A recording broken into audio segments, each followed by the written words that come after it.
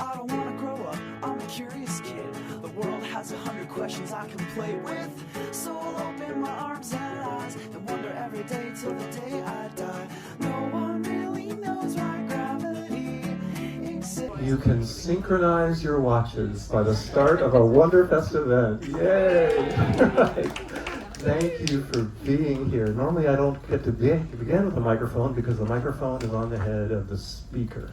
But I am in fact the speaker today. But first, let me remind you that Wonderfest is the Bay Area beacon of science, the world's smallest nonprofit, small but mighty. All right, tonight's event, Most Precious, Layers of Scientific Understanding. Now, normally at this point, I will introduce the speaker. And I gotta say, I think you deserve that, although in this case, you better lower your expectations. Wonderfest, I'm quite proud of the few speakers that Wonderfest usually brings to you. This one, I'm not so sure. Tonight's event involves much audience participation. And I have, in fact, 2 audience mics that are portable, and let's see if I can, oh yeah, so we work either way here, yeah? But that participation part will come soon, I'd say in about 10 minutes. There'll be another way.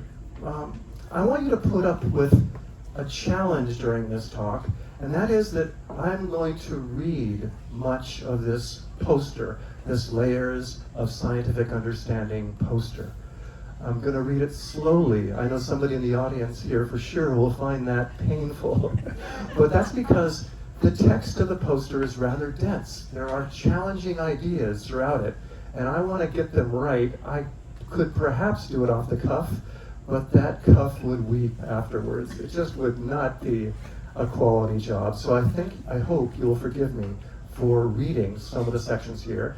And if not, you can always get even in the audience participation. You can let me have it. All right, so what about this Tucker guy? Tucker earned a bachelor, it's embarrassing I have to read. Tucker earned a bachelor's degree in physics at UC Berkeley. Go Bears, yes. Since he knew he wanted to be a high school physics teacher, he got a master's degree in physics at UC Santa Cruz. Go Slugs, as Banana said. Indeed, Tucker taught high school physics for 33 years in San Francisco and here in Marin, together 33 years. He earned the Amgen Award for Science Teaching Excellence, but his most cherished prize from those years of teaching is a continuity of friendship with former students. And that's the truth. One of those students is here today, and I don't want to embarrass him because he never. No, I'll mention him in just a minute. Also, during the summers of those teaching years, Tucker built an exhibit at the Exploratorium. He wrote SETI detection, search for extraterrestrial intelligence, SETI detection algorithms at UC Berkeley's Space Sciences Laboratory. And in 1997, he created Wonderfest, yes? And 3 years later, Wonderfest created the Layers of Scientific Understanding poster. I did start the camera, didn't I? Yeah. Oh yeah, all right, thank you. But you're used to hearing from scientists. Am I a scientist? Well, I think you remember on occasion I tell you what the dictionary definition of that word is. Merriam-Webster says, and I quote, "A scientist is a person learned in science." How learned? I'd say this learned. If you've been coming to Wonderfest regularly, then you are a scientist by Merriam-Webster's definition. And in fact, that's why the poster here says Wonderfest has been enlarging the concept of scientific community since 1997. You have been contributing to that community, and I hope you do so tonight as well.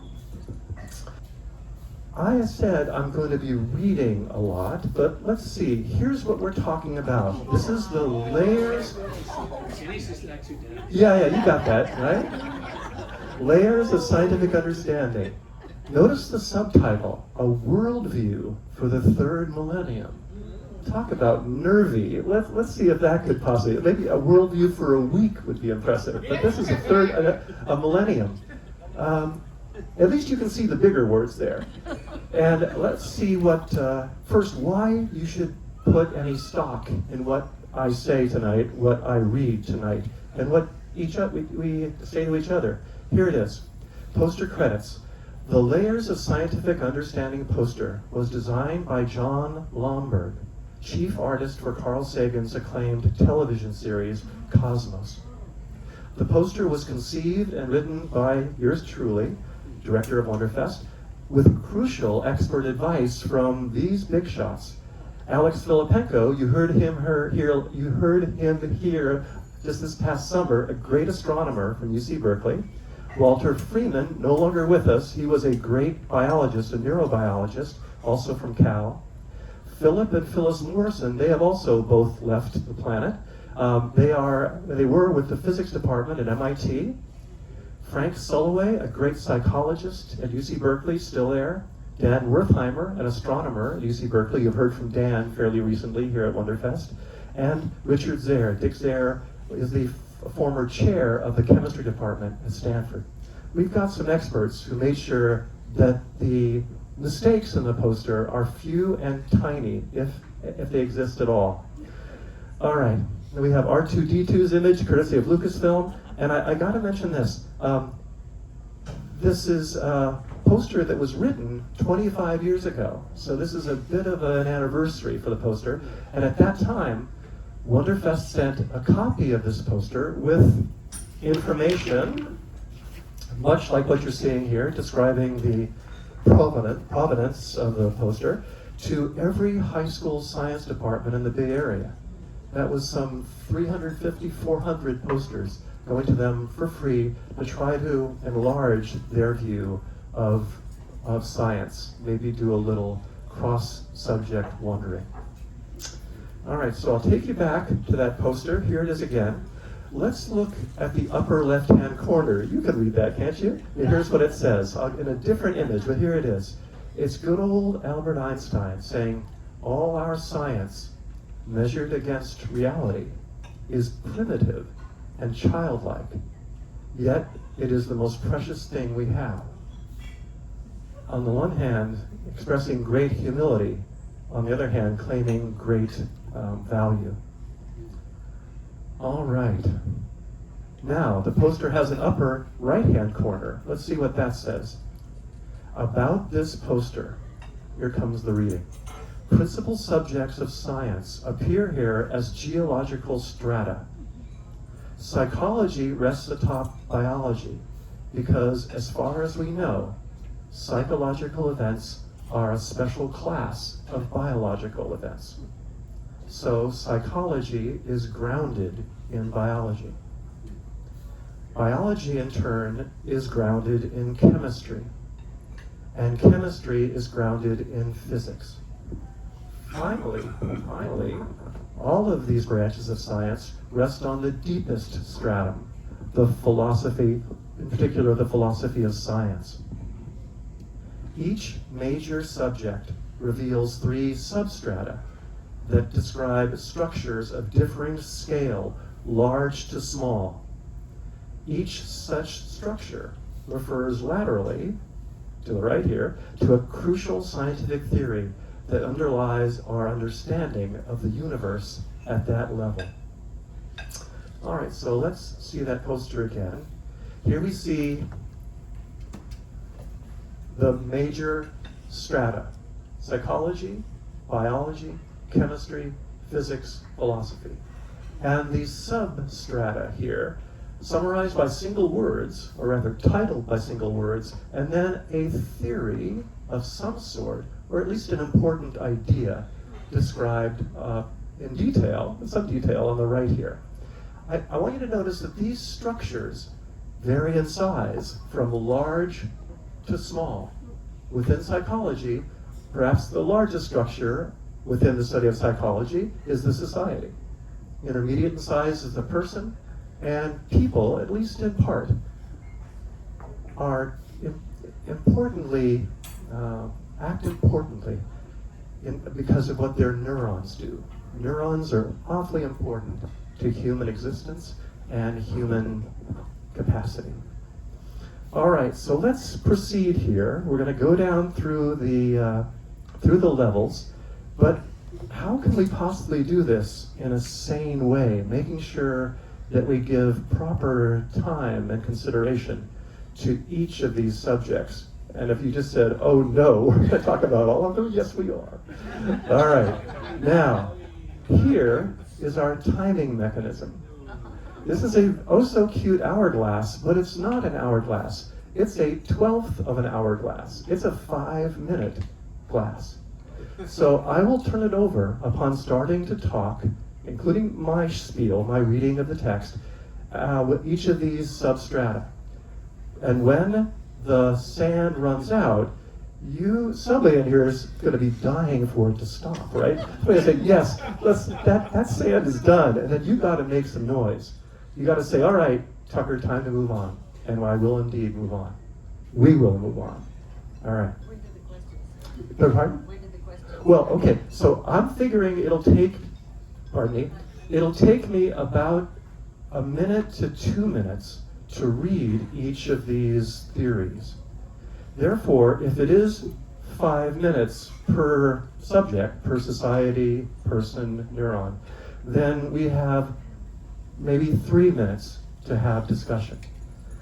And that's clearly not enough, but I'm telling you, it's worth getting to the end of this poster. So please try to understand.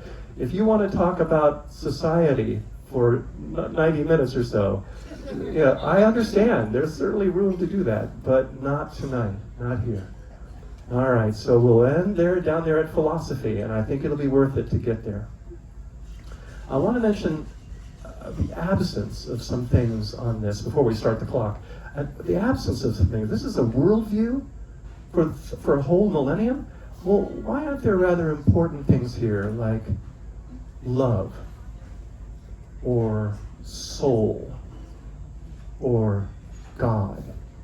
These are concepts that deserve our consideration, but we're not going to directly address them tonight because usually those subjects, at least when discussed certain ways, do not constitute science.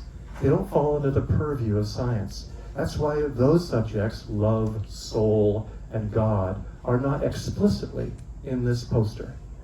But you might find that they are hidden here, at least with a touching, maybe important alias. We'll see.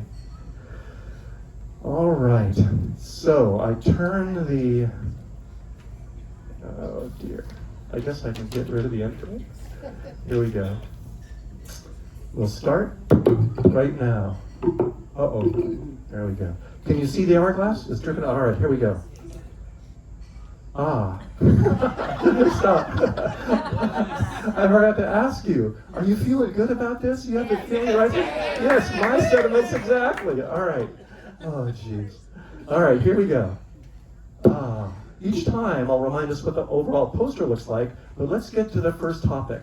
The first substratum is labeled society, and the theory here is titled memetics. Memetics is the emerging social science of meme evolution through natural selection.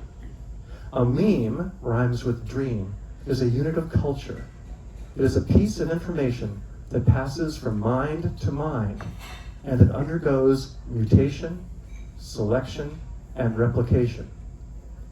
Examples of memes are ideas, tunes, styles, principles, customs, myths, techniques, and so on.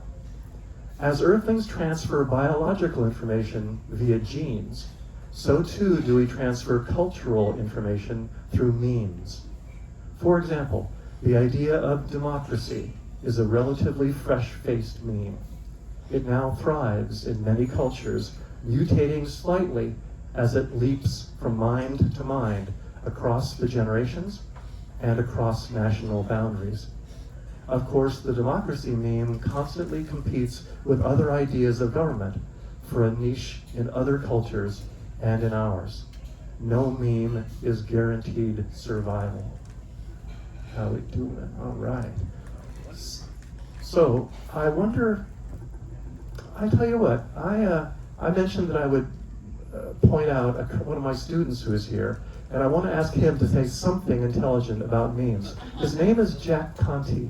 He was my physics student 22 years ago. A great student. He still is a dear friend.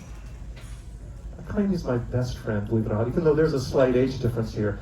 You know him through his bands, perhaps, Pomplamoose and Scary Pockets, but you also know him as the founder and CEO of Patreon, a good way for you to support Wonderfest and, about 1 million other worthy causes. So, Jack, what do you think of this idea of memetics? Wow, talk about being put on the spot.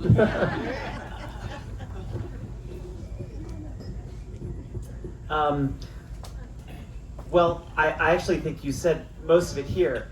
I love the idea of natural selection applying to memes, and that no meme is guaranteed survival. And I can think about a lot of really fun ideas and songs that have kind of formed narratives in a lot of our minds, and then are gone years later. And maybe one of the things that stands out a lot to me right now is, a meme is different than necessarily truth.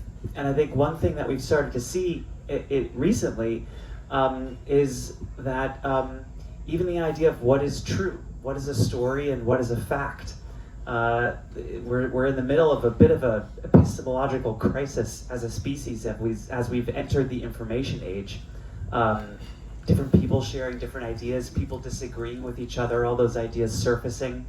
And so I think the idea of a meme has become increasingly important as the idea of what is a story and what is true and what is a fact has sort of come to the forefront of how we think about ideas passing from one person to another. Thanks, Jack. Jack, are you or is anybody else buying this idea of a meme undergoing mutation, selection, and replication? Does that seem valid? Yeah.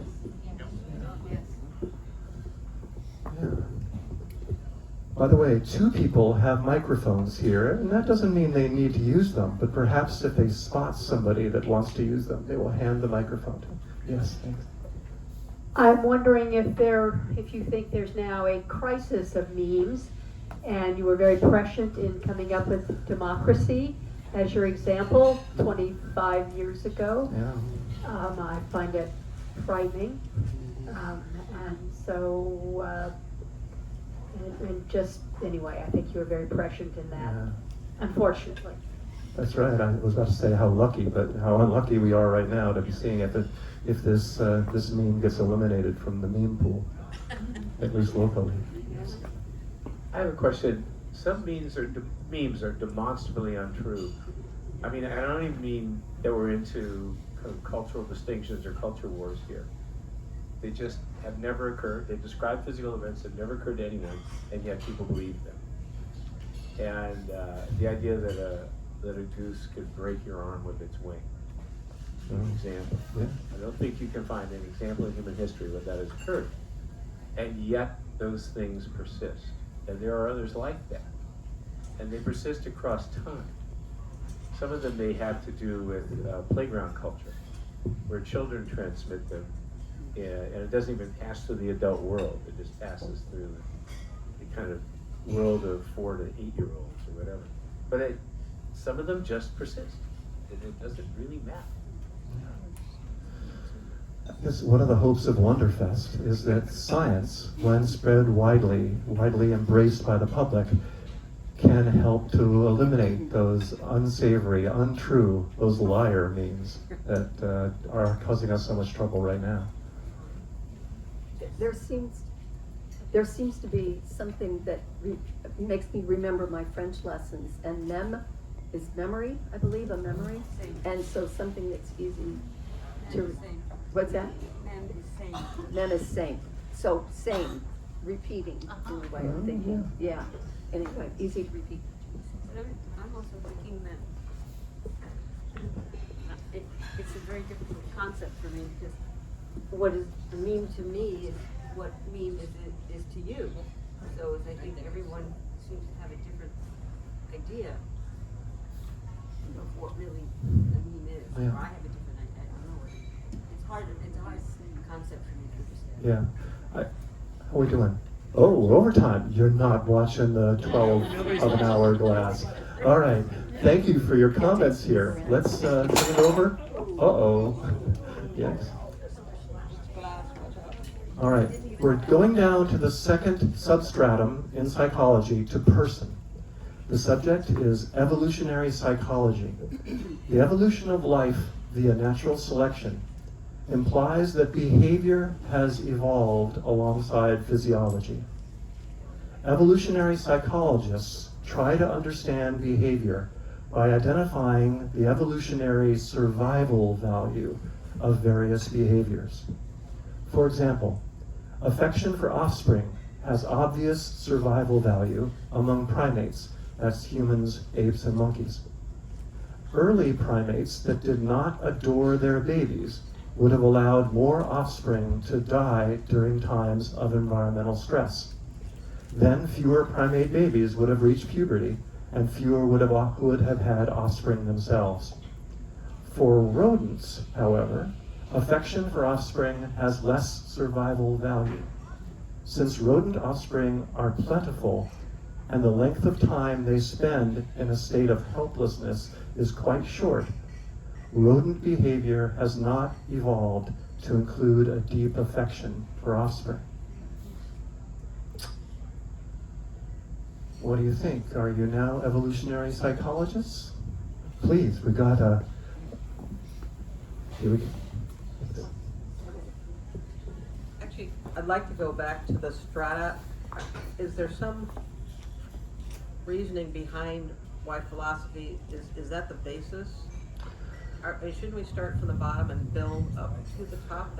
How is this constructed? I mean, is that... I had a tough choice to make, where to start in our exploration of this chart.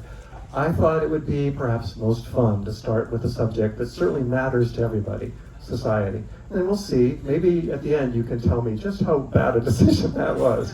All right, when we get down to philosophy. All right? So, evolutionary psychology. Please raise your hand if you have heard the term evolutionary psychology before. You've heard the term. Okay, roughly half of folks, yeah. And you probably imagine, anybody recall a definition that doesn't mesh well with this one? Good. All right, there's hope. All right. The example of primates versus rodents, I think, is particularly telling, although it is a little bit jarring for some people to imagine that their affection for their children is something derived from evolution, as opposed to having originated in their own bodies, in their minds, or perhaps in their souls. Yes, please. Two things. Unfortunately, I think there are too many humans who take the rodent offspring approach. And back to your strata, I have a question. Is the creature that appears to be on there, is that a skeleton of a dog on a skateboard and wearing a Santa hat? Since we have a few grains of sand still to go, I'll point out here. All right, we've got a little bit of artistry here. I talked about this guy named John Lomberg, the Cosmos artist. He and I added some of these features. There's at the very top here, there's a pilot's license with the name Earhart, Amelia Earhart. There you go. As if she was lost, of course, but here it is. Here is her license. Here is a little ticket to a gladiatorial bout that features the name Maximus. At the time I made this poster, the movie Gladiator was very popular, and so I could imagine that buried a little deeper than Amelia Earhart's license would be an old stone ticket to get into the Colosseum to see Maximus duke it out with some poor slave. All right, so we've got we've got a carcass of a horse here. Here we've got this is designed to go to high school students. I want them to be able to relate. Here we see a proto-human with backwards baseball cap on a skateboard. Just so we see an early human. Okay? We've got various dinosaurs down here, including a what is that? That's a unicorn skull. All right, no unicorn. Other dinosaurs, trilobite, and down here at lower left is R2-D2. Remember the beginning of Star Wars was long, long ago in a galaxy far, far away. Well, it turns out the galaxy wasn't so far away, but it was long ago because R2-D2 is at the bottom layer, having been placed there in ancient Earth history. All right, we gotta move on. Turn it over. All right, here we go. We're going on to neuron. There's evolutionary psychology. Here comes the manifestation, the effect of neurons in the human body. Biggest effect is described by psychoneural identity, PNI. PNI theory holds that psychological events, perceptions, thoughts, feelings, memories, etc., correspond to brain events. That is, every subjective mental phenomenon, from the smell of cinnamon to the meaning of a joke, is a manifestation of neural activity in the brain. Neuroscientists have not yet identified the precise set of neuron activities that gives rise to any particular subjective experience. The so-called neural correlate of the smell of cinnamon and the neural correlate of your favorite knock-knock joke remain a mystery.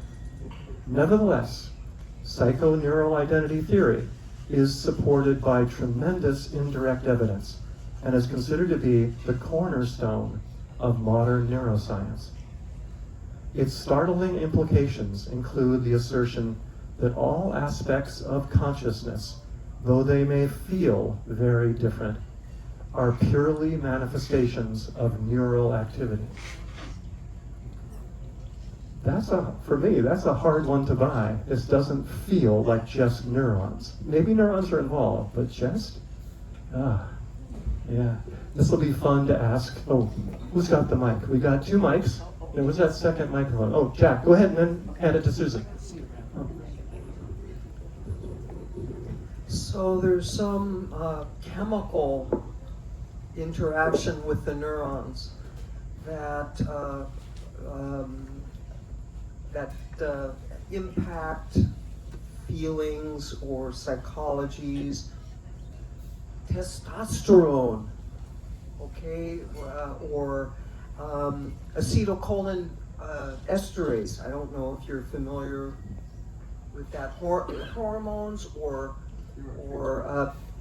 so there may be neurons, but I'm not exactly sure. You know, you're having the neurons don't do their thing unless they interact with something else, chemical, that actually is what gets somebody to do what they do. I remember last spring, a Wonderfest Science Envoy, Ashley Moses, talked about neurotransmitters, which I think is what you're describing. So there's, besides these neurons themselves, there's an associated chemistry. Yeah, thank you. Yeah.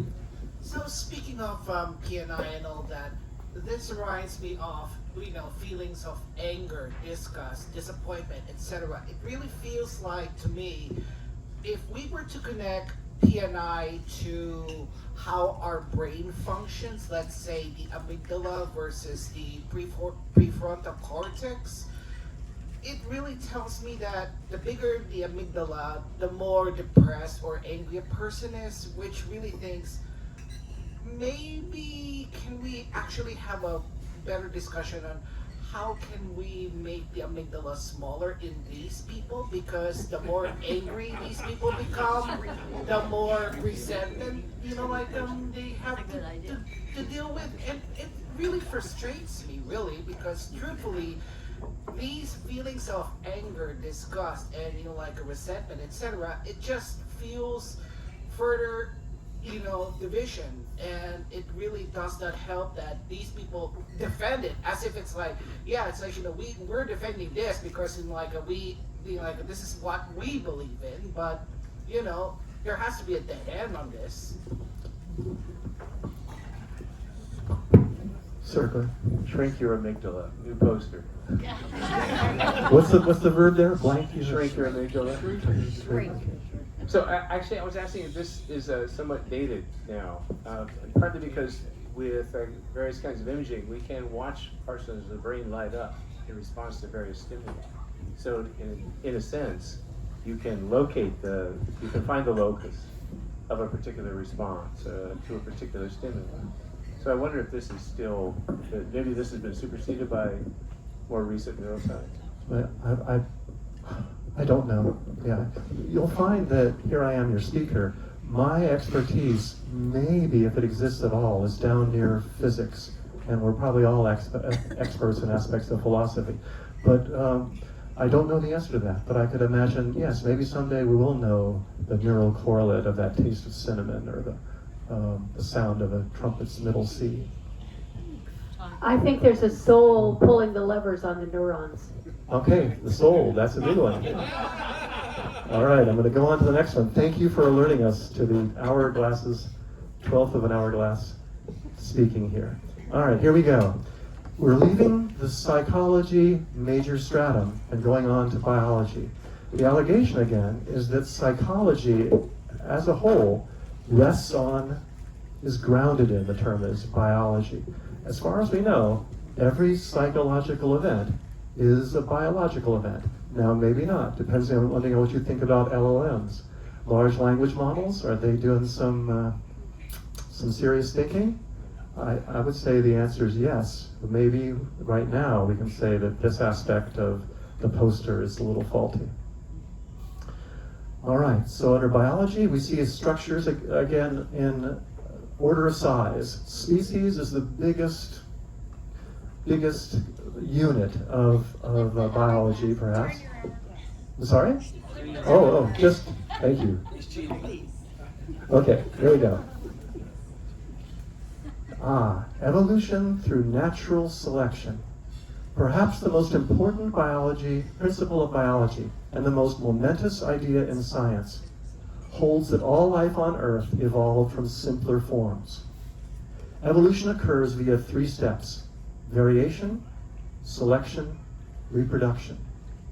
Charles Darwin and Alfred Wallace described natural selection as that fundamentally undirected process by which the environment allows to live and reproduce individuals who, by accident of genetic variation, have favorable gene-borne traits.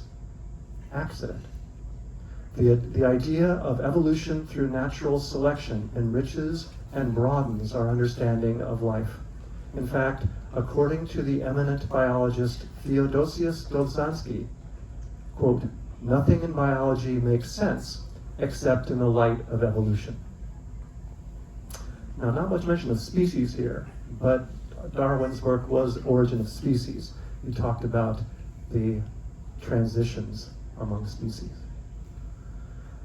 All right, so the sands of time. What's the famous soap opera that had the sands of time as its Days of Our Lives? Of course, thank you. Okay, these are the 5 minutes of our lives. All right. I will mutter a few words. Yes, please. How about? I just want to say that's an excellent recap. I like that. Oh, great. So succinct. Yeah.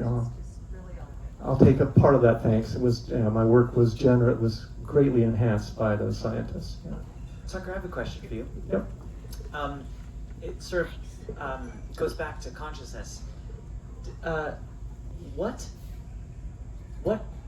value does consciousness have in the process of selection? Why would a being evolve to be conscious? How does that help the being survive?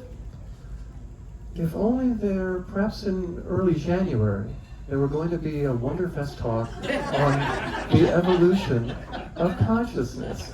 Jack, good job. Thank you.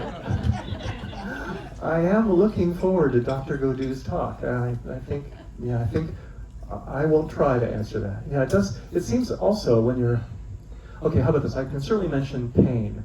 That horrible subjective experience of pain has great survival value. Yet we live much of our lives anyway, trying to escape that message. Yeah. Yes, Linda. I was thinking, I was reading that there's been so many species that have become extinct. Oh, the that raptors, I've sorry. heard that 99% of the creatures on the planet are now extinct. A little closer to that. Pardon me, extinction throughout time. Because nothing in biology makes sense except in the light of evolution. But evolution is happening rapidly now because of the way the planet's ecology is continuing to be. So there's going to be this external force on all creatures like the corals and animals and plants and so forth that are being really hustled by the fact that things aren't so good on planet Earth right now. There's going to be a massive fight and speed. Yeah. I wonder if Wonderfest has ever had a speaker who called him or herself a biologist that didn't address evolution. In fact, in February, we have a biologist from UC Berkeley who's going to talk about sea urchins in particular and what effect changing environment has had on the sea urchin population through evolution. Yeah. Any more questions or comments? These microphones are rather feeble, so do try to hold them close to your lips when you speak. They are quite clean though, no cooties on these mics. Wait, Tucker. So Tucker, it seems like you talked one time about survival of the fittest, and it had a different meaning than I had ever thought it had. It was those that fit, and it wasn't necessarily the most healthy specimens. Do you remember Wow. talking about that? Seemed like you brought that up one time. Well, I Over know all the that. years. I don't think I gave that talk. I might have made a joke during somebody else's talk about it. Okay. I would imagine that this term "survival of the fittest" is sticky. It's got problems with it built in. But if we remember that it's fitting what? It's fitting an environmental niche.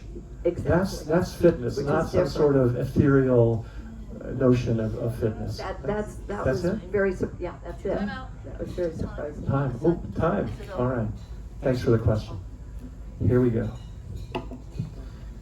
All right. We are evolution. We're still within biology. We just discussed species and the crucial evolutionary theory. Now, within species, we have organism. Here, the term is autopoiesis. The largest unit of life is arguably the organism. Some biologists say that communities of organisms, even the entire biosphere of Earth, can be alive. Of course, just defining life is famously difficult. Perhaps the key trait that distinguishes a living system from any other system is its ability to derive energy and structure from its environment and thereby maintain itself. In accord with the laws of thermodynamics, the energy taken in by an organism equals the energy removed from its environment. But the structure achieved with that energy never exceeds the destruction wrought upon the environment during that energy transfer. Life is messy. This ability of organisms to create and maintain their structure at the greater expense of their environment is called autopoiesis.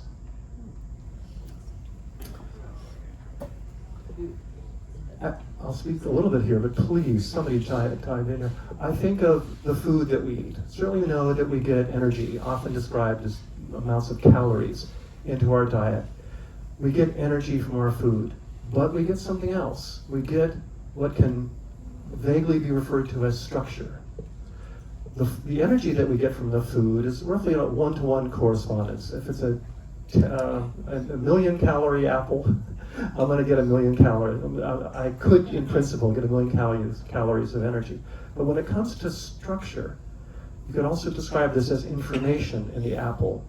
The apple has more structure and information going into my body when it's in my hand than it has when it leaves my body.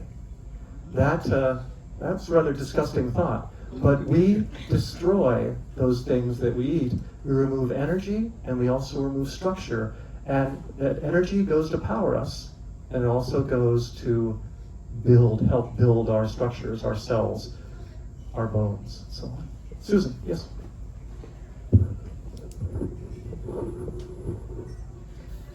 But we have byproducts. We don't use all that we eat.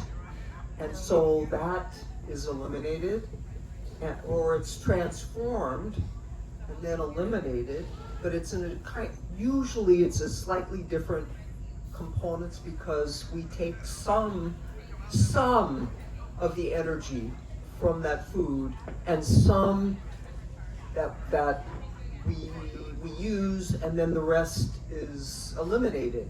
And that is eliminated.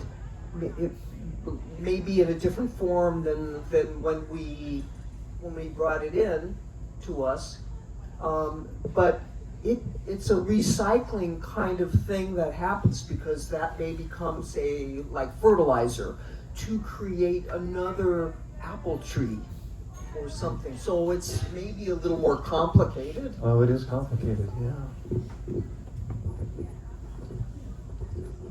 Well, this reminds me also of the byproducts and the side effects of human-induced, like activity like climate change, the environment, global warming, etc. It's almost like, okay, we pollute a lot of stuff, and all the pollution that goes up into the atmosphere, it causes effects on the soil, it causes effects on human beings, it causes a lot of effects on the environment we all live in, and it becomes the thought of, okay, we can, we pretty much rule the world, in quotations, but as you said there, at the expense of the environment. Now that begs the question, can humans actually be more responsible because we're given this immense, opportunity to run the whole planet? And there's also the question of, is there an unlimited amount of,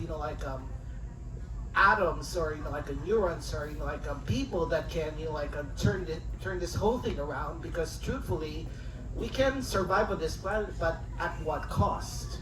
Yeah. Is it money? Is it, human lives? Is it, plants? Yeah, thank you. I noticed. I want to mention one thing here in addressing this issue. You might say, what about the biosphere as a whole? Are we steadily increasing, or are we steadily destroying, reducing the structure of the biosphere?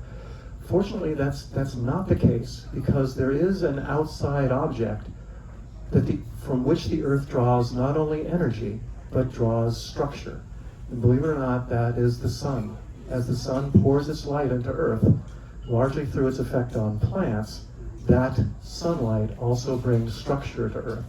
And by clever use of the structure and the energy, humanity can proceed without ruining the Earth.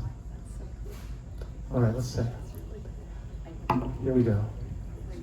All right, biology, there we are. We've talked about species and organisms. How about the cell? Metabolism. The smallest unit of life is the cell. Cells perform two crucial functions, two crucial life-defining functions. They metabolize, that is, they acquire energy and matter to maintain themselves, and they reproduce. Usually, metabolism specifically refers to the creation and or manipulation of proteins, the structural building blocks of life.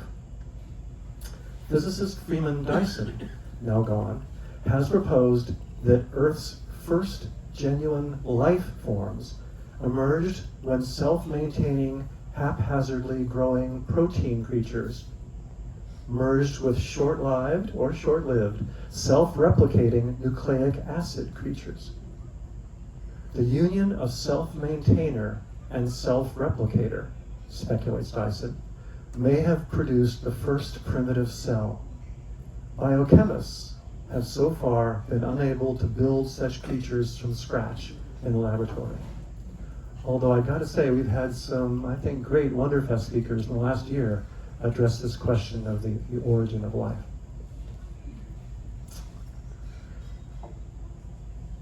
Nucleic acid creatures and protein creatures combining. Yeah, I'm sure there are lots of other hypotheses regarding the origin of the first living thing.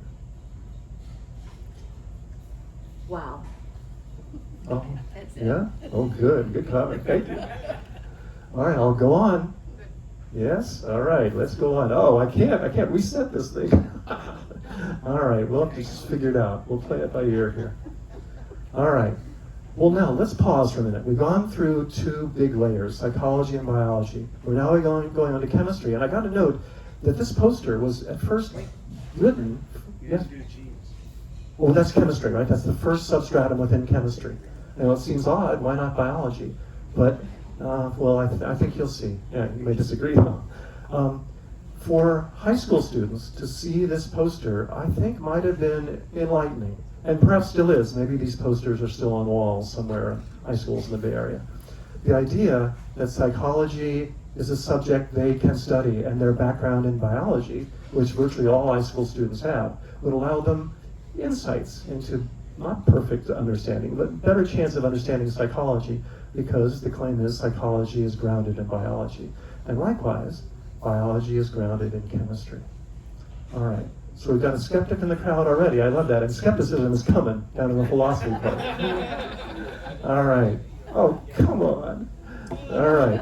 Let's go on to chemistry. You are a very patient audience. A question? I just had a quick thing. So I missed it because I graduated beforehand. But I went to high school in Novato, and it was kind of sad because in Novato, you only had to really have one science class to graduate, to meet the UC qualifications. Do you recall what that one class was? Thank you. Yeah, I took biology, but you could take biology or physics or chemistry. And sometimes, I mean, you really couldn't take both, all of them, because then you would miss other classes you had to have. So I don't know if other public schools are like that, but just woefully missing out on science. Well, I'm glad you're compensating right now. Yes. Like that. I'm wondering, looking again at your chart and the conversations that you've been having, I'm wondering why is it with layers then say a pentagram where each of the points interact? So because it seems that each of those actually has relationship with others. And so I'm just throwing this out. No, I appreciate that would that. be a different Yeah. conversation. Yeah. But I'm, All right. as you're talking, it just Yeah. seems that. Thank you. Yeah, I was also tempted to consider a plant or a tree. Somehow the ideas of science emerging in layers, yeah, I used that word layers again, in parts of a tree. But I don't know, this is not bad. Yes. Just an observation. I actually had the privilege of learning all those three, biology, chemistry, and physics, in high school, especially when I came from the Philippines. Especially like in private school, especially, I remember biology was taught in the second year of high school, which would be grade 10 over here. Chemistry would be third year, and physics would be fourth year. Luckily for me, I actually understood all of those things, but the problem is, learning the basics is fine, but integrating them into this layers of scientific understanding made me think, I really want one of these posters now. Because truthfully, these layers of biology, chemistry, physics, and then it's grounded in philosophy, and then you also have psychology on the top. It reminds me of like my sister graduated from a bachelor's of psychology at Dominican, and she really wants to be a medical doctor. And she is interested in biology and psychology.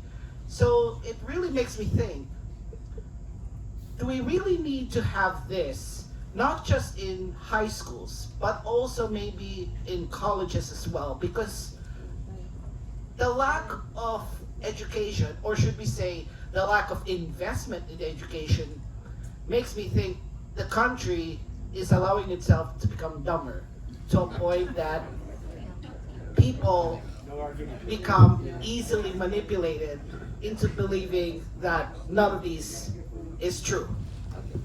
But here we are trying to do our tiny part to reverse that, yes? All right, here we go. We're going to move on. Let's see.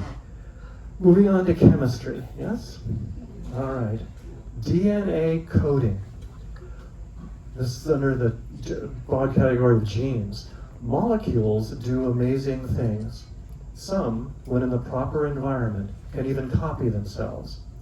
Important examples are nucleic acids of heredity, that is DNA and RNA. Of course, reliable reproduction is possible only with a reliable mechanism for information storage. In living systems, these chemical stores of information are the genes. A gene is a portion of a DNA molecule that encodes information for the structure of a particular protein. Proteins, in turn, are the building blocks of cells.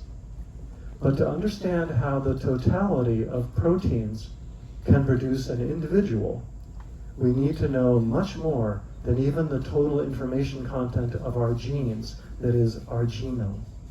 We need to know the laws governing the complex self-organizing process of cells.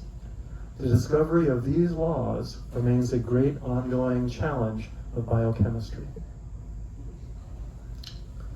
So much for the worldview for the millennium. This is going to change in the next couple of weeks, I fear.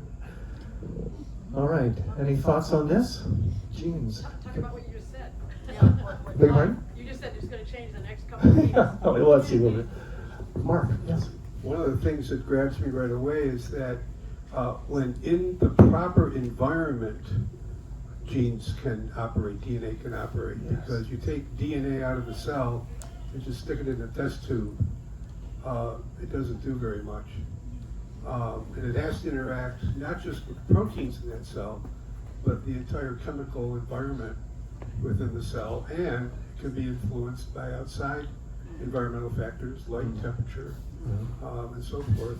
And then the other thing that comes up for me is how these days we have a better understanding of epigenetics, how the experience of DNA chemically in a cell can influence turning on, turning off, doing various kinds of things.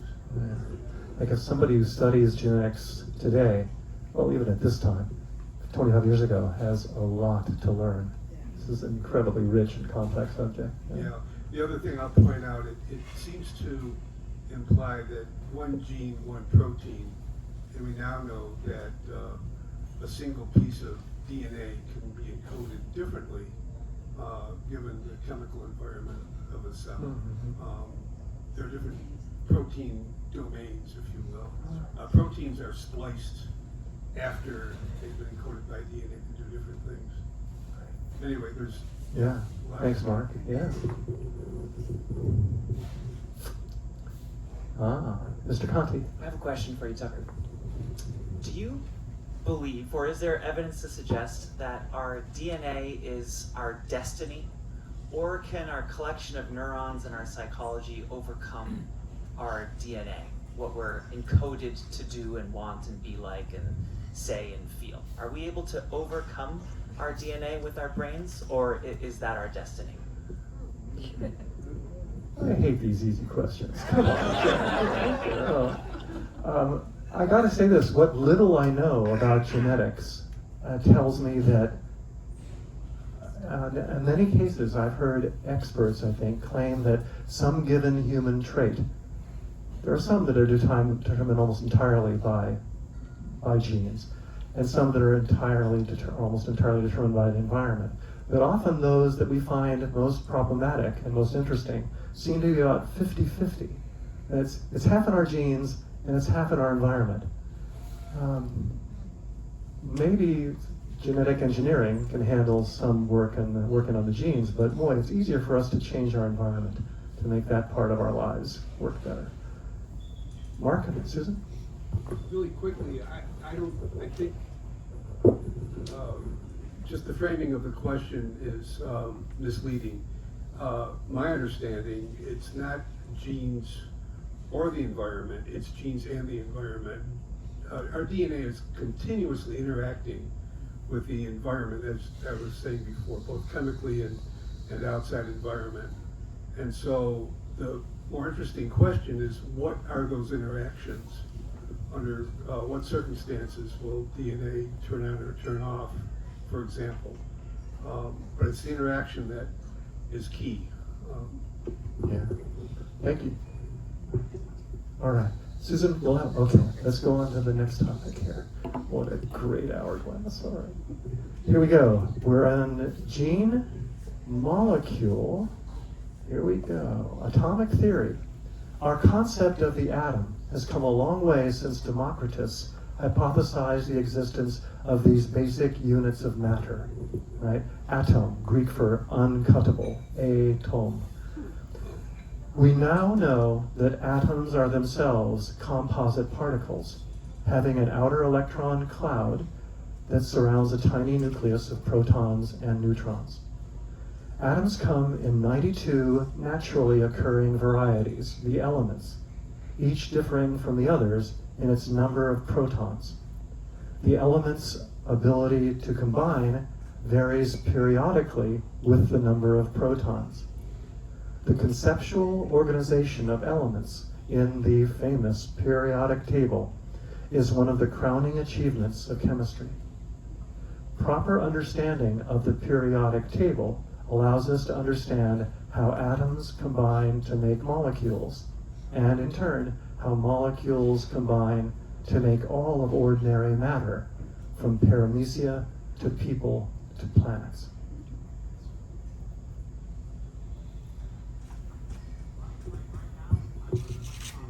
Oh.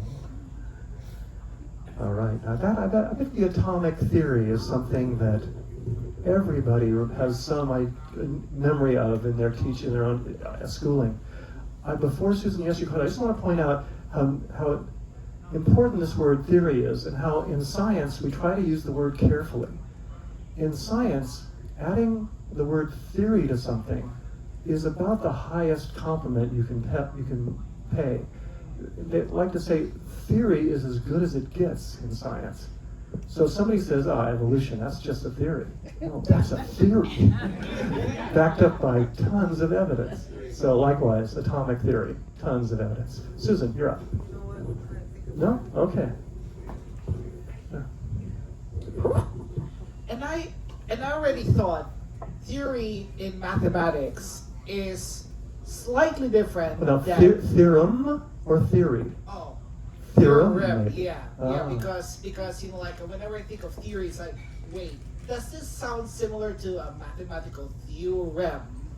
Because truthfully, I sometimes have a difficulty thinking, does a theory equals a mathematical theorem when there's also mathematical postulate which defines something. So in a theory in this case, it really makes me think, are they really the same, or am I just confusing myself here?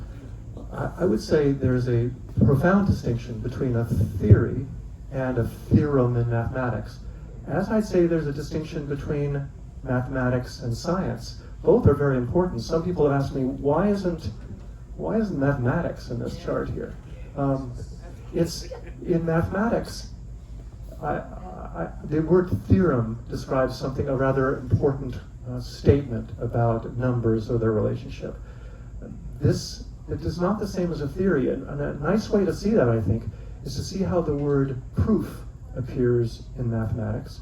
You can prove a theorem, but I try never to use the word prove when talking about science. In science, you try to accrue evidence of some particular theory. And if it's really got a lot of it, then you say, this is a good theory. So a theorem can be proven, proven, but in science, a theory can never be finally proven. Let's just be happy with accruing evidence. And it keeps changing. Yeah. Did that address your question? Yeah, yeah, kind of. Yeah, thanks. If I get close, I get good weasel points for some of these. All right. Yes. So, in speaking of molecules, you don't seem to speak much to molecular structure, various forms of molecular structure. Yeah, but what a beautiful morass that is. I mean, now molecular. Oh, that's a cheap dodge. Come on. Yeah, no, it is. This would be this poster would be how many acres big? Yeah. No, good point. It is not comprehensive, that's for sure. All right, let's turn it over and go on to atom. We finally get to atom. Statistical mechanics. Even the simplest atom is remarkably complex. However, we can often treat atoms as tiny Newtonian billiard balls that obey simple statistical laws when large numbers of atoms interact. The resulting theory of matter, statistical mechanics, encompasses two important laws of thermodynamics. The first law amounts to the famous law of energy conservation. The quantity of energy in an isolated system of particles, never changes. Energy is conserved. The second law of thermodynamics, in its imprecise form, says something even more surprising about energy. The quality of energy in an isolated system always decreases. Potential energy has the highest quality. Thermal energy, that is known as heat, has the lowest quality. Thus, the second law of thermodynamics, describes the eventual degradation of all forms of energy into disordered, random motion. Talk about bad news. Do not read this segment to your children.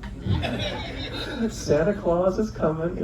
No, this is sad. And later on I'll address the question of whether we really believe this will always be true. But in the past, to the extent that we're able to analyze the evidence, this has been the case. In fact, maybe you'll allow me to describe a rather comical way of presenting these laws of thermodynamics. There are three of them, in fact. We've heard energy is conserved. We've heard that, how do I put it here? Quality of energy always degrades. And we've heard the last one is something about you can't reach absolute zero, right? That matter can't stop, and therefore you're relieved of the degradation of energy. An amusing way of describing this is to say, the three laws say, number one, you can't win, right? You can't get more energy than you have to start with in a closed system. You can't win, and that energy is going to get lower and lower quality all the time, so you can't even break even. And the last one about not reaching absolute zero, you can't win, you can't even break even, and you can't get out of the game. The story is that one of the early explorers of these laws of thermodynamics committed suicide I'm sorry, it's not funny, but contemplating the deep implications. Nobody in here is in that category. We are loving this stuff. We're trying to understand the wonder of the universe, but it is a rather sad statement here, the second law. Energy quality degrades. This is the law that involves this term entropy, which actually doesn't appear here in this poster. Yes, April. With the second law, where does that energy go? Well, now, if in a closed system, and how do you do that? Let's take the sun and the earth as a system. It's not closed. We are visited by comets now and then. We have planetary debris that falls in as meteors. But that's a pretty good approximation of a closed system. We take in energy and structure from the sun in the form of photons, in the form of light. And that allows it powers the Earth in many ways. Earth has other sources of energy, mainly energy down below in the decay of radioactive atoms. That's heating the Earth. So we have geothermal Earth energy coming up from the Earth, but most of our energy does come from the sun. And you might say, wait a minute, what about oil?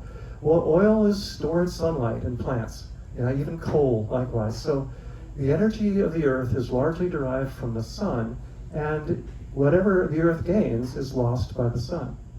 But the sun, of course, is radiating energy to all the other planets as well. So that energy, we just have reason to believe that no joule or calorie of energy is ever truly lost. It just changes form. Does that sound familiar? Well, it changes form, but where does it go? It's sometimes absorbed, like the light from the sun is absorbed by trees or by your upturned face on an afternoon. And there it gets turned in mainly into heat. That is lower quality energy in your face for sure, but plants have figured out this method of photosynthesis to store that energy in a more useful form. I mentioned that potential energy is the highest quality energy. That's good stuff, and plants have figured out how to turn sunlight into potential energy. Yes, sir. Oh boy, we got some good ones. Where is the energy that's being stored in the Earth going to go? Well, it does through thermal conductivity. It just molecules bang together from the radioactive rocks, and actually some energy left over from the original infall of matter. When the Earth formed, the collisions of matter heated the Earth a lot. Much of that heat has dissipated, but some is still there. So geothermal energy is manifested in, or is created by leftover heat from creation of the Earth, and the accretion of the Earth, and the radioactive decay of elements in the rocks down there. So that keeps all the rocks warm and makes us, what's that town up north that has the great hot springs? Calistoga, thank you, yes.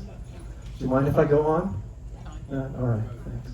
Here we go. All right, so we're moving on from chemistry, gene, molecule, atom, to physics. All right, we're starting very big here. Universe. All right. General relativity. Gravity dominates the large-scale structure of the universe.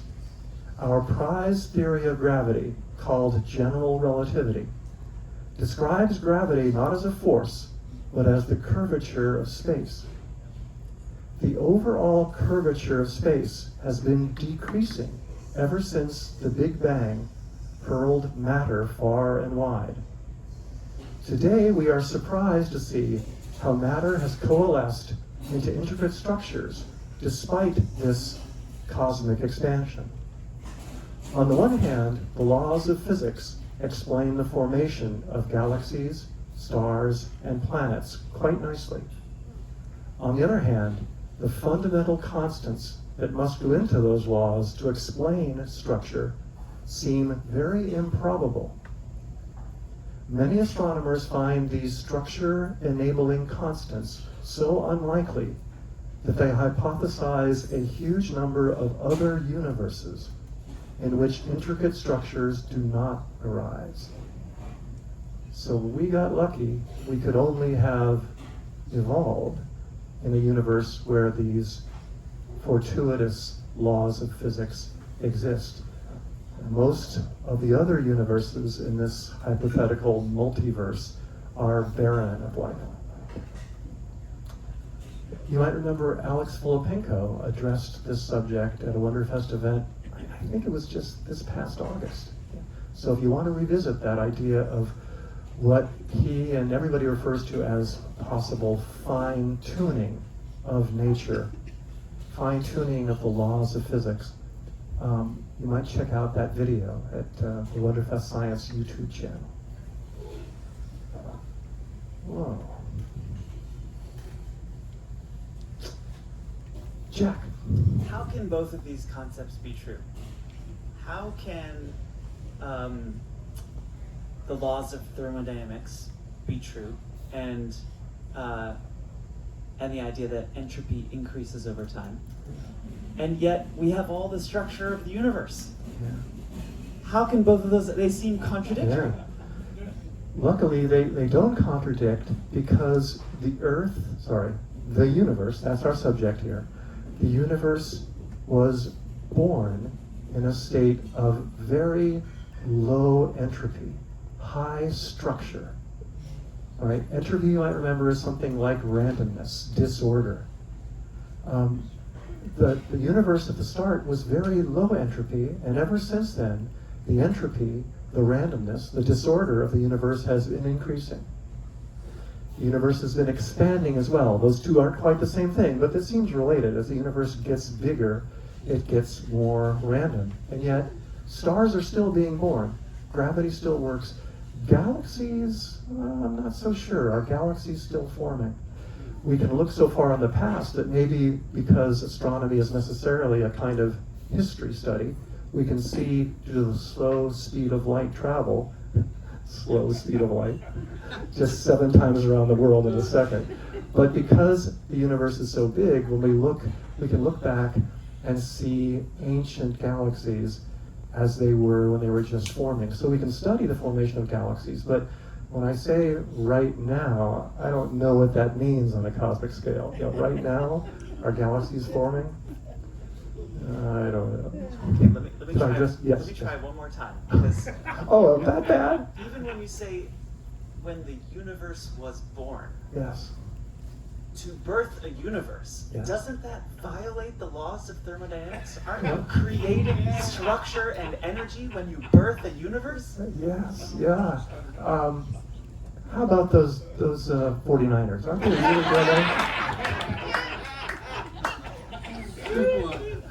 good? Yes, Jack. The birth of the universe was a violation of that first law of thermodynamics, right? Energy creation. And believe me, astronomers and physicists are really working on this, trying to understand the early universe. It's a giant puzzle. But the unfolding of the universe, according to these laws, seems to be pretty well understood. But then I'm going to end this talk with, not yet, don't get excited. I'm going to end this talk with that Einstein quote about, so important humility. And I'll even add a little kicker onto that. You know. Jack, so have I properly weaseled out of your question? Golden. Yes. Time's up. Oh, time's up. Please. Just couldn't the birth of this universe have come from another universe where it's not it's a transfer, not a creation? You're just kicking the can down the road there. Kicking the can. All right, here we go.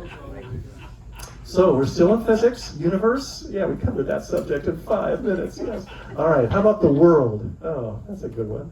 Classical mechanics.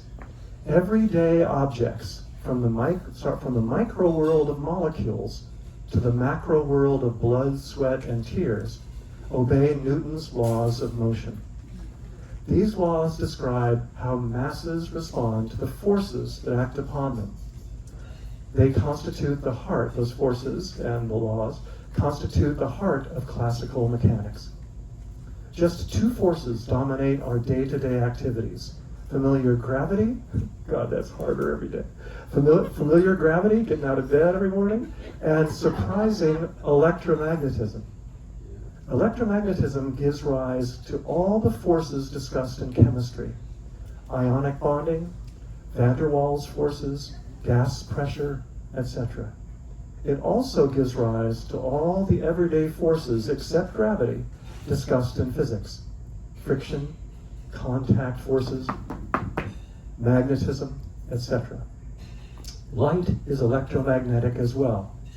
Sound and heat are too, in that they rely on molecular interactions, and molecules are electromagnetic. Thus, our senses, our muscular actions, and even our brain activity all rely on our electromagnetism for their ultimate explanation. We are electromagnetic creatures.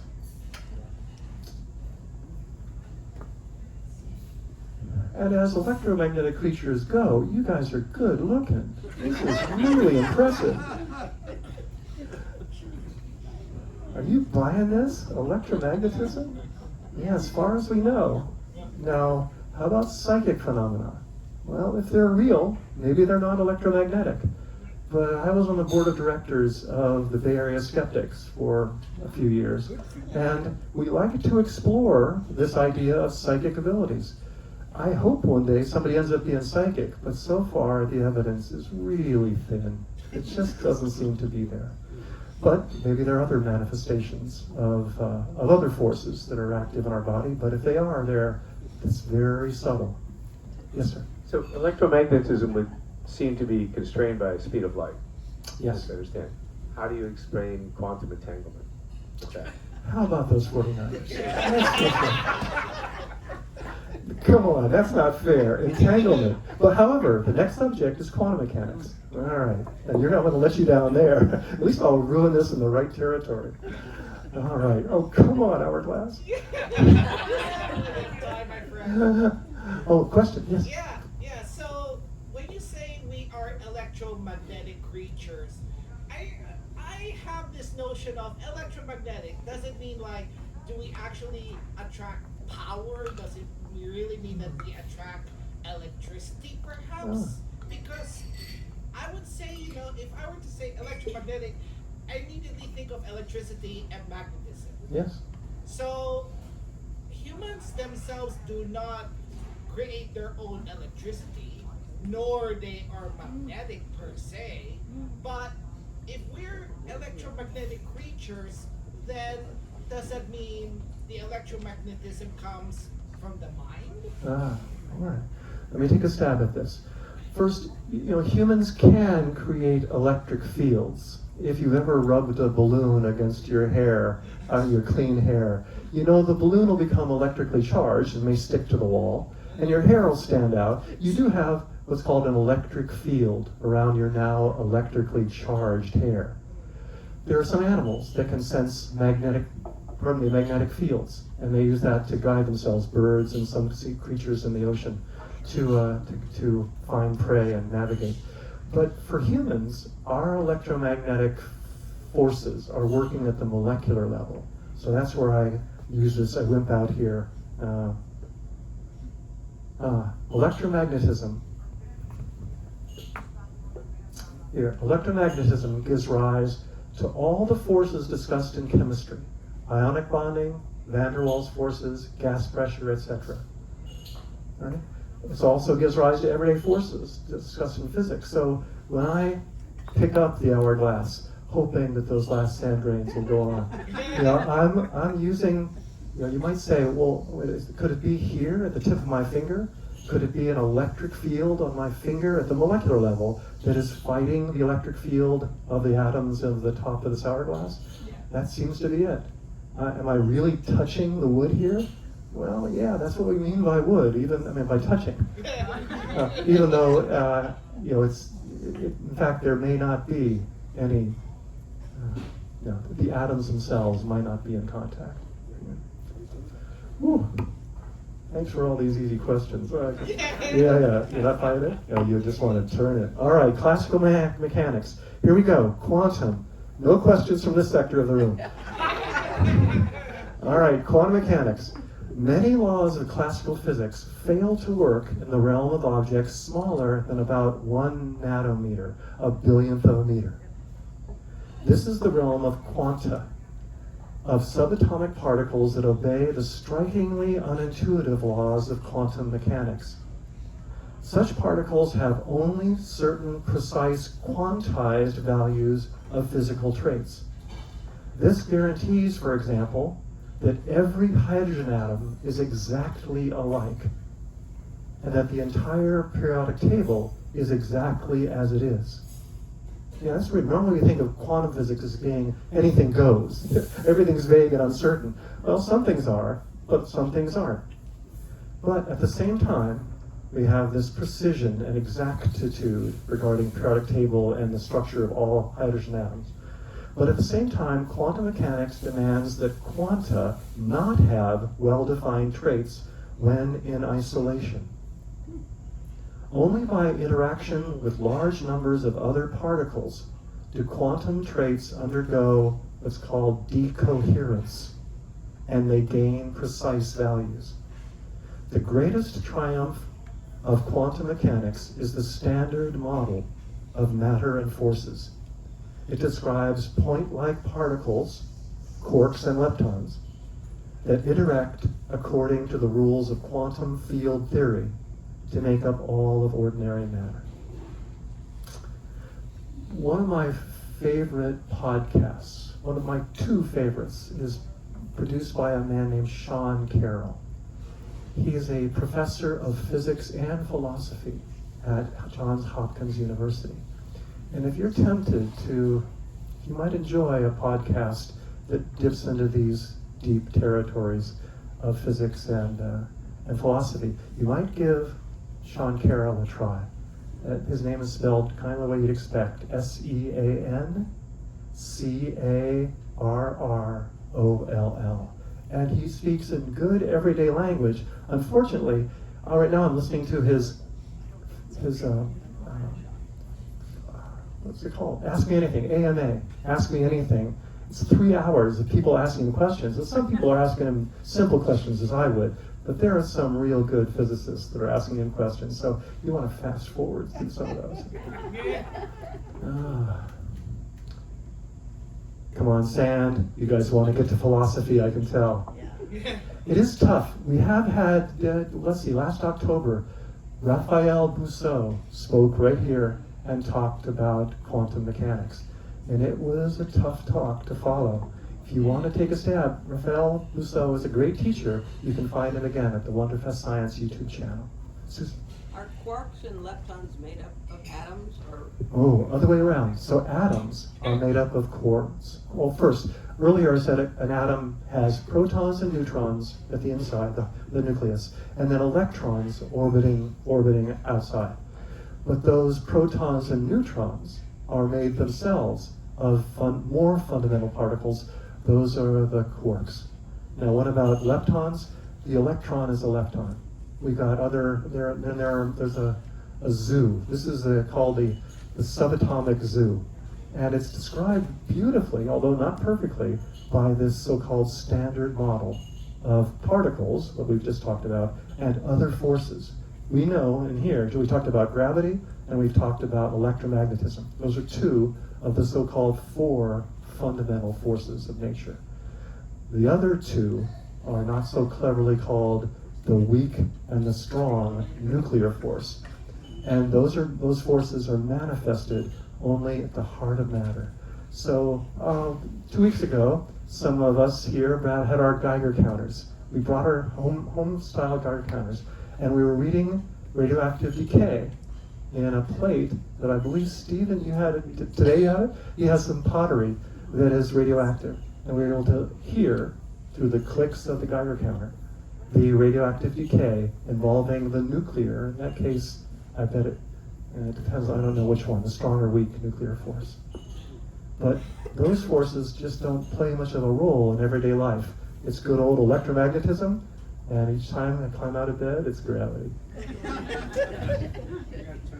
All right. Hey, how are we doing? We're kind of sticking to it. All right. Quantum mechanics, yes. And we got world. Oh, geez. No, we got universe, world, quantum. Finally, we're to philosophy. No, I don't know. I think this will be fun. Let's see. All right. First part here. Experiment.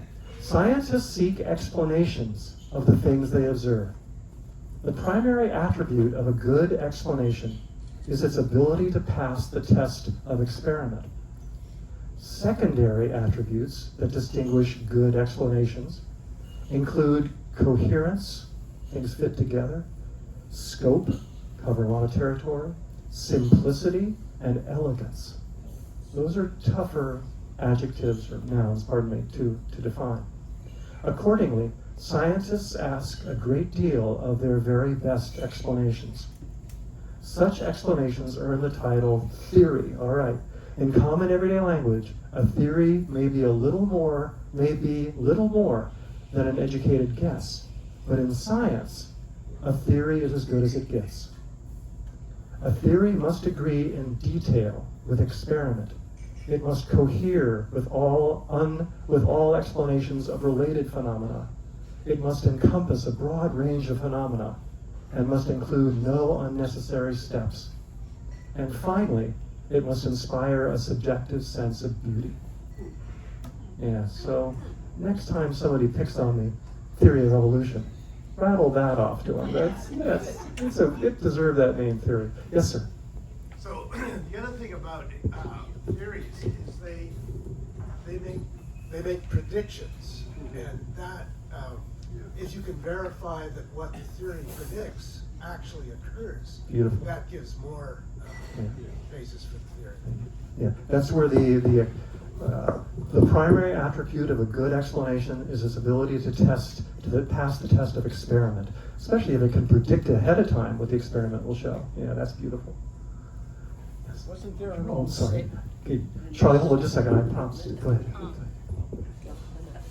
Linda. Oh, yeah, you wanna do it now? Okay. Okay. What I've discovered, several years of study, sorry. I went to UC Berkeley in the 80s, then I went back to college in Marin in the 90s, and so forth and so on, and they said that it's something you study every 10 years. Science is something you study every 10 years. And in my going through all these years, including just last week, I find that the best equipment and the best ability to launch it, to send it, to build it, is what allows this experimentation to evolve so stunningly. And without the equipment and the money to pay for it and the scientists to work on it, we wouldn't make any advances. And I have so appreciated, and it's so exciting. Thanks, Linda. Yeah, just saying here how important experiment that is, but cost and effort certainly play a huge role in how much experimenting we can do. Okay, Charlie? Wasn't there a saying that no additional experiment will prove a theory, but one exception will disprove it? Well said. Yeah, that's right. Yeah. One negative finding will demolish a theory, unless the theory is adjusted, but you'll never finally prove a theory. Yeah, this is where I just don't like the verb to prove involved in discussions of science. Yeah. Ooh. Yes. How do you define elegance? I mean, the subjective sense of beauty is subjective, but Yes. I mean, we have an idea what elegance is individually, but My wife assures me I do not have an understanding of elegance.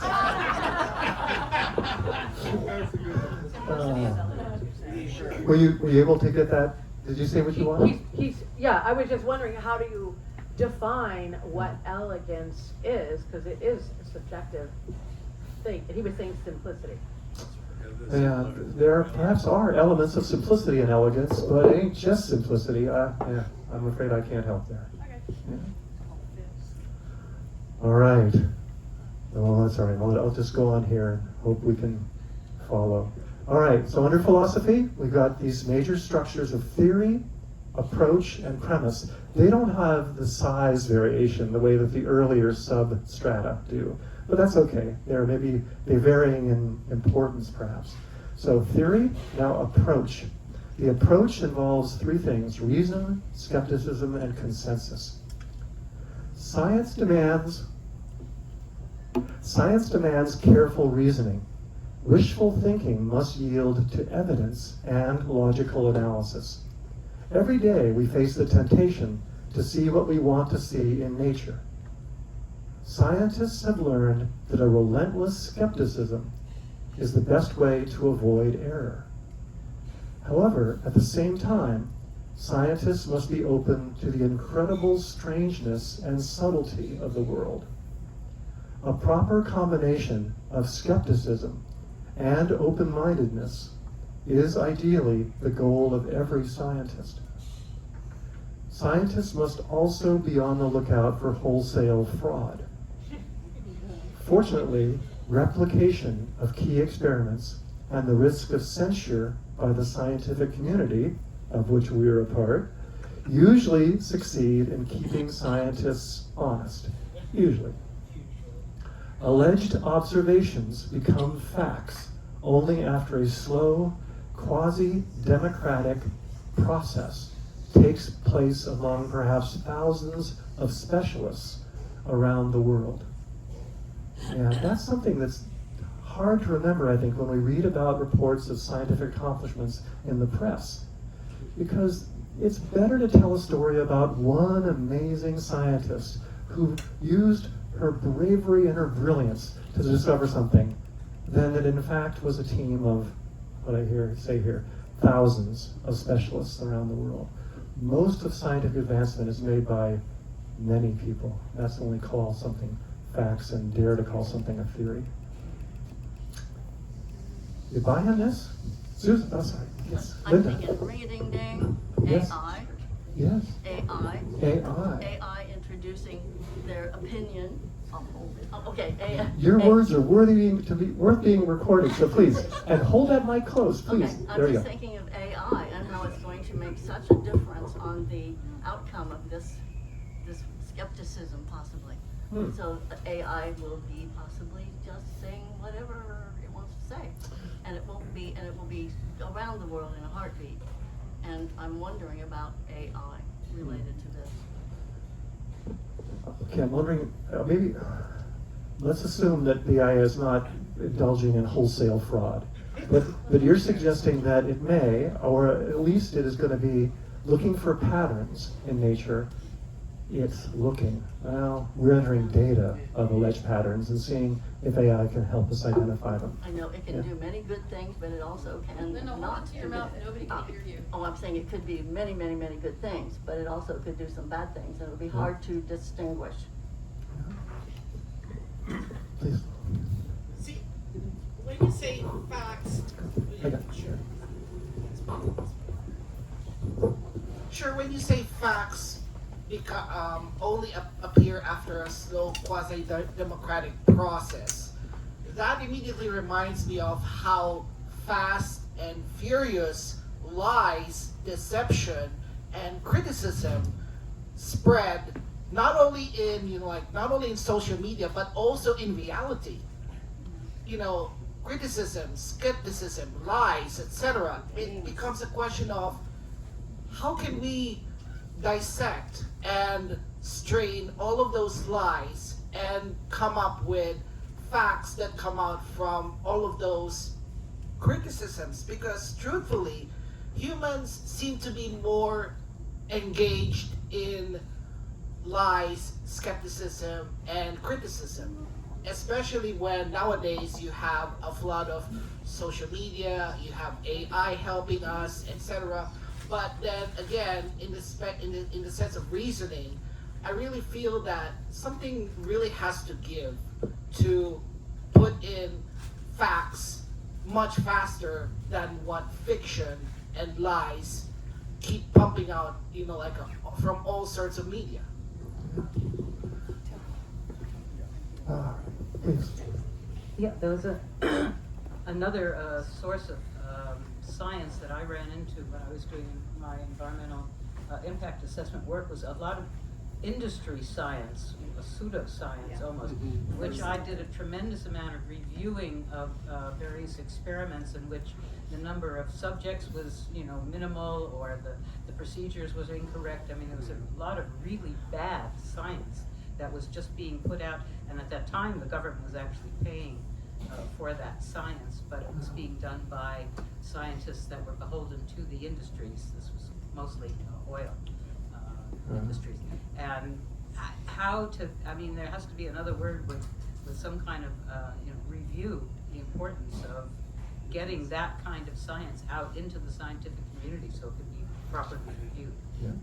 We call that mercenary science. Yeah, mercenary That's science. There's a lot to read. In pharma too. Yes. Yeah. Oh, yeah. As a journalist, I'm going to take a little issue with your description of journalism, or the relationship between science and journalism, in that, yes, there are thousands or tens of thousands of people that do contribute to whatever the scientific discovery is. But if you're trying to, as a journalist, if you're trying to present the story to the public, what works much better is to present one story. Now, it's better not so much the scientist's story, but one of the subjects and one of the people whose lives were changed by whatever this was. But that's how human beings absorb information more is from hearing the stories of people rather than just the pure science. I've worked on a couple different science series also. No, thank you, April. I get it. I really do. Michael. Yeah, Michael. So replication of key experiments is really a problem. It often doesn't work. And it's not necessarily that the original study was flawed or even fraudulent. It's just that they haven't really completely produced or reproduced their methods and their data. And this is common. I mean, it's very, very common in the scientific world that people might try to reproduce or replicate and not get the same results.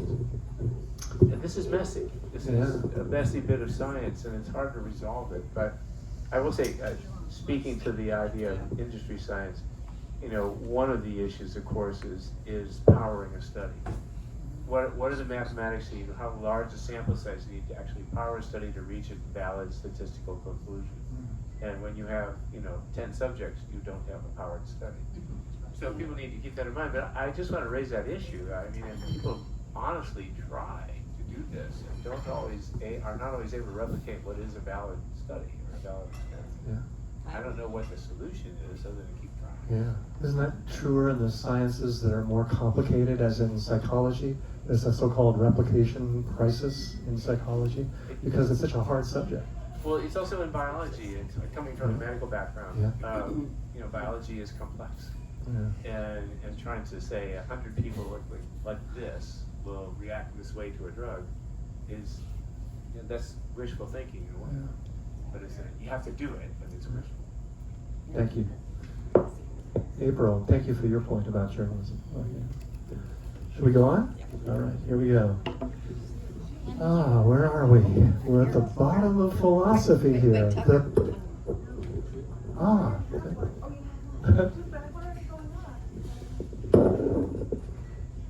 Want to save your question for at the end here? Well, it wasn't a question. It was please just, go ahead. In general, it is, recently it was discovered that AI will speak in generalities, and it turns out if you ask it like a regular human being who's just kind of speaking off the cuff, if you ask it to cite its sources, then it has to tell you where it's getting this information from, and if it can't, it will tell you. So I feel like it's kind of like talking to a person. If you say, well, where'd you get this information from, and they can't tell you, then you know it's not fact. When I read it said it also apologized and promised to do better. Yeah. Scientific realism, the bottom of the last stratum of the layers of scientific understanding poster. Science begins with observation. Virtually every scientist, assumes that perceptions, observations, and experiments pertain to an objective reality that exists outside the mind of the scientist. Scientific realism holds that the universe really is a certain way, and that we can come to know that way through careful observation. Scientific knowledge may never encompass any aspect of reality perfectly. Further, science may never come anywhere near ultimate reality. But scientific models certainly seem to approach ultimate observable reality, and they do it better and better every day. Remember, I'm trying to sell science to high school students. Slowly, asymptotically, approaching as an asymptote, slowly, asymptotically, and sometimes fitfully, science approaches important truths of the world. And the value of these models cannot be overstated. Recall the words of Einstein. All our science measured against reality is primitive and childlike, and yet it is the most precious thing we have. Ta-da, I need a crescendo here. Oh, yeah. Thank you. End of slideshow. It is. And we are over time, but not terribly. I promised you one more bit of humility here at the end to go with that Einstein quotation. I'll keep it brief, and it opens a gigantic can of worms. But I taught physics. The laws of physics are important stuff to tell students and try to prove to them. But remember what it means to say we've identified a law. It's an identification of a pattern in nature. This same thing, say conservation of energy, keeps happening. It keeps happening. It has happened for, we've been studying this subject for maybe 250 years. And in every closed system, energy has always been conserved. But the philosopher David Hume pointed out that in all such laws, we assume that the laws will continue because it always has. When nature has always demonstrated conservation of energy, that it always will seem to David Hume to be a rather bold assumption, necessary to get through our day. We keep eating, hoping to get energy. We trust the laws of physics and those of chemistry and biology and psychology, but their continuity in nature is not guaranteed. And this is a great, in a sense, great profound weakness of science. But I'm going to still hope that the laws keep working. They're powerful so far, and their power, I hope, will continue to last. Thank you all for being here. All right.